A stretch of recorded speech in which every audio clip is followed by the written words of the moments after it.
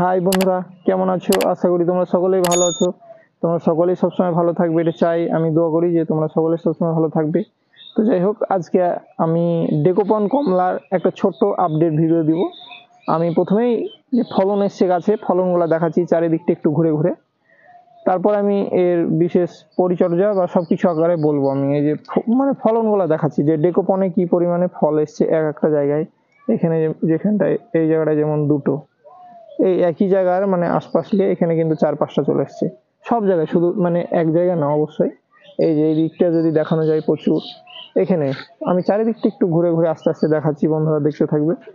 Dekopon কমলা যে গাছেও আছে মোটা, আবার ছোট জালি এসছে। এটা তো অ্যাকচুয়ালি 12 মাসই, আর 12 মাস হয়, মিষ্টিও খুব।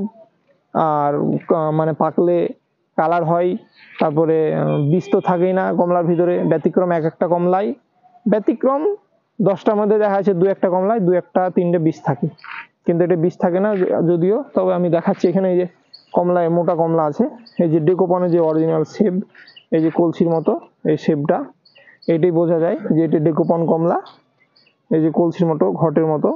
আর এটা অনেক সাইজ হয়, মোটামুটি 500, 600, 700 গ্রাম, 800 গ্রাম পর্যন্ত হয়। আর খেতে খুব মিষ্টি। এর আগে বাগানে আমার প্রচুর হয়েছিল, আরও আগেকার ভিডিও দেখলেই বুঝতে পারবেন। তো যাই হোক, এবছর প্রচুরই এসছে গাছে। এই যে একটা থোকায়, এসব জালি তার ঝরবে না অবশ্যই, অনেক সব মোটা হয়ে গেছে। এই যে এক জায়গায় যদি দেখানো যায়, লিচু থোকার মতো থোকায় থোকায় ধরেছে এবছর গাছের। মানে অনেক গাছটা বড় হয়েছে, তাই প্রচুর পরিমাণে এসছে। আর এখান থেকে আমরা এটার মাদার গাছ হিসাবে করা আছে, কারণ ডাল এখান থেকে প্রচুর সংগ্রহ করা হয়। সে কারণে ফলটা তাও প্রচুর মানে কম এসছে, নাহলে এমনি প্রচুর আসতো, আশা করছি প্রচুর আসতো। যদিও যা এসছে এতেই আলহামদুলিল্লাহ অনেক খুশি। আর আমি দেখাচ্ছি ফলনগুলো, এখনো দেখাচ্ছি আমি যে ডেকোপনে এই এত পরিমাণে ফল হতে পারে। এই যে আমরা কিন্তু প্রথমে জাপান বা আমেরিকা বা এইসবের ভিডিও দেখতাম, আর মনে করতাম যে আমাদের এখানে কি আসলে এগুলো হবে, কিন্তু তা না, আসলে খুব সুন্দর হচ্ছে। আর এই যে একই জায়গায় কত এসছে এখানে, 1 2 3 4 5 6টা, মানে এক এক জায়গায় 5টা 6টা 2টো 3টে 4টা করে একদম থোকায় থোকায় এবছর এসছে। এই যে আমি দেখাচ্ছি চারিদিকটা, উপরের দিকে যদি দেখানো যায় তাও সব জায়গায়, সব জায়গায় এগুলোতে দেখাচ্ছি আমি, তাও তাই। আবার এই পাশের ডালে দেখাচ্ছি, গোটা গাছটা আমি কিন্তু দেখানো হয়ে আছে আস্তে আস্তে আসলে। তো যাই হোক, এর আমি ভিডিও আরো বড় ভিডিও দিব যখন মানে লেবুগুলা বড় হবে। আর এই টাইমে কিন্তু আপনারা অ্যান্টাকল বা যে কোনো ফাঙ্গিসাইড, আবার ফুলও আসছে, আমি এটা দেখিয়ে দিই। এই যে ফুলও আসছে এই টাইমে। আপনারা 1 লিটার জলে 2 গ্রাম করে অ্যান্টাকল বা ব্লাইটক্স কপার, যে কোনো একটা, এগুলা মাসে মানে 2 দিন স্প্রে করবেন, মানে 15 দিন অন্তর অন্তর। আর বোরনটা অবশ্যই 1 লিটার জলে 2 গ্রাম করে মাসে বা অথবা 15 দিন অন্তর স্প্রে করবেন। তাহলে ফলের বোঠার গোড়াটা টাইট হবে, ফলটা তাড়াতাড়ি মোটা হবে, ঝরবে না।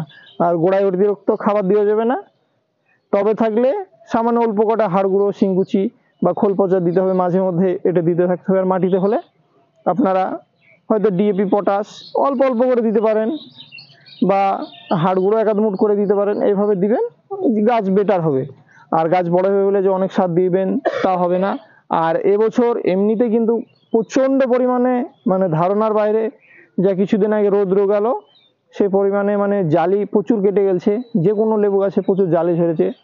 অনেকজন ফোন করে বলছে যে অনেক জালি ঝরে গেল, কারণ রোদটা হঠাৎ 5-6 দিন বা 7-8 দিন পড়েছে কিন্তু রোদের কারণে। এবার যে আপনি ভাবছেন যে অনেক কিছু হরমোন স্প্রে বা যে কোনো ফাঙ্গিসাইড স্প্রে করে টিকাবো, টিকবে না। আসলে আবহাওয়ারই একটা ব্যাপার আছে। মানে রোদটা খুব কড়া পড়েছিল, তাই অনেক জালি ঝরে গেল প্রত্যেকটা গাছেরই। প্রত্যেকটা অনেকজনই ফোন করেছে যে জালি ঝরে যাচ্ছে। কারণ জালির ঝরার মেন সমস্যা হচ্ছে কারণ আবহাওয়াটা একটু খুবই খারাপ ছিল, অনেকটাই রোদ পড়তে লেগেছিল কিছুদিন আগে। রোদটা আপাতত একটু কম আছে, আবার এখন দেখছি 2-1 দিন থেকে পড়ছে রোদ। তো যাই হোক, রোদটা কন্ট্রোল করতে হলে ছাদে আপনারা সবুজ যে মানে ইগুলা হয় ওগুলা টাঙাতে পারেন।